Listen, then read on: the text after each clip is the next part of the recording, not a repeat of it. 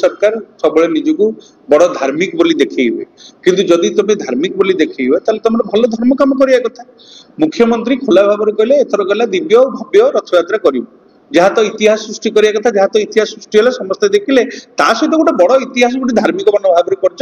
सी है सत्यवादी निर्वाचन मंडली विधायक ओम प्रकाश मिश्र तमर निजर ककई निजर ददी 22 तारिख दिन तुम मृत्युवरण कले तमें निजर संपर्क कुटुंब आम आम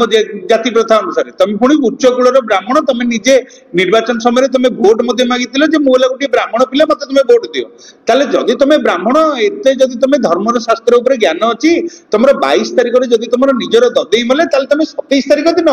रथ यात्रा मंदिर भितर को प्रवेश केमती कल आमको तो आश्चर्य तुम तो धार्मिक मान्यता अनुसार तुम सबुठ बड़ विधर्मी सबुठ बड़ विधर्मी तुम मुख्यमंत्री की छुईल तुम उपमुख्यमंत्री की छुईल कौन गोटे काले मंत्री पद मिल कि गोटे बड़ पदवी मिल फटो उठी फटो उठे तुम समस्त को छुआछुती कर तुम मारा करदेल सब सेवायत मान तुम छुईच जी जी जगन्नाथ भल कम भल मनोभाव नहीं सात्विक मनोभाव नहीं जाइला तुम समस्त को छुआछुती करदेल आज तार फल है आज देखो रथ यात्रा बर्तमान पे दुनिया विभ्राट होगा लोक मरीगले जगन्नाथ नीतिकांति विलंब होगा ये केवल केवल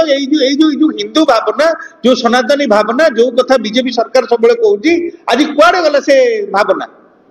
जदि खोद निज विधायक जदि तुम निजर एति कांड ज्ञान रही तुम साधारण लोक कौन तुम आशा कर तुम कौन हिंदू मुस्लिम किए ख्रिस्टियान तुम से 100 प्रकार तुम उपदेश दब तुम निज विधायक उपदेश दियो आज पर्यंत यही जो घटना जी वर्तमान हिंदू धर्म भावना को जी आघात होती तार निश्चित भाव में प्रायश्चित होगा दरकार मुख्यमंत्री तुरंत ए प्रकार भावना जो आघात होती मुख्यमंत्री विवृत्ति देवा दरकार कहीं ओम प्रकाश मिश्र समस्त को चुईले कौन निजर खादान ज्ञान नहीं। द्वितीय कथा ओम प्रकाश मिश्र तुम जड़े उच्च कूल तुम निजे कौच मु ब्राह्मण मिश्र ब्राह्मण तुम 16 शासन तुम आज मुंड तलू करदेल ब्राह्मण जाति तुम आज मुंड तलू करदेल से तुम्हें नंडा हुआ मुक्ति मंडप जाओ ब्राह्मण मान क्षमा माग सर्वसम्मुख क्षमा माग जे मोर भूल यह कर नथिला जदि तुम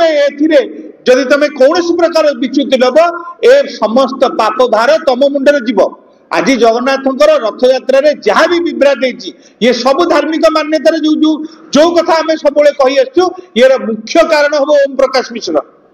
आज बर्बाद करदे तुम आम ओडिशा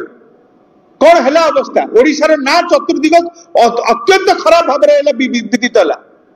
आम आशा करूँ ओम प्रकाश मिश्र को ए प्रकार अपराध पाइका कौन सी प्रकार क्षमा देवार नहीं जेपर्यंत कि आपण तार प्रायश्चित न करिसंती जदि प्रकृत में तुम यदि ब्राह्मण कूल जन्म होइछ तुम जदि निजको जदि श्रेष्ठ जाति बोली कहूच जो जहाँ सकाशे तुम भोट मध्य पाइतिल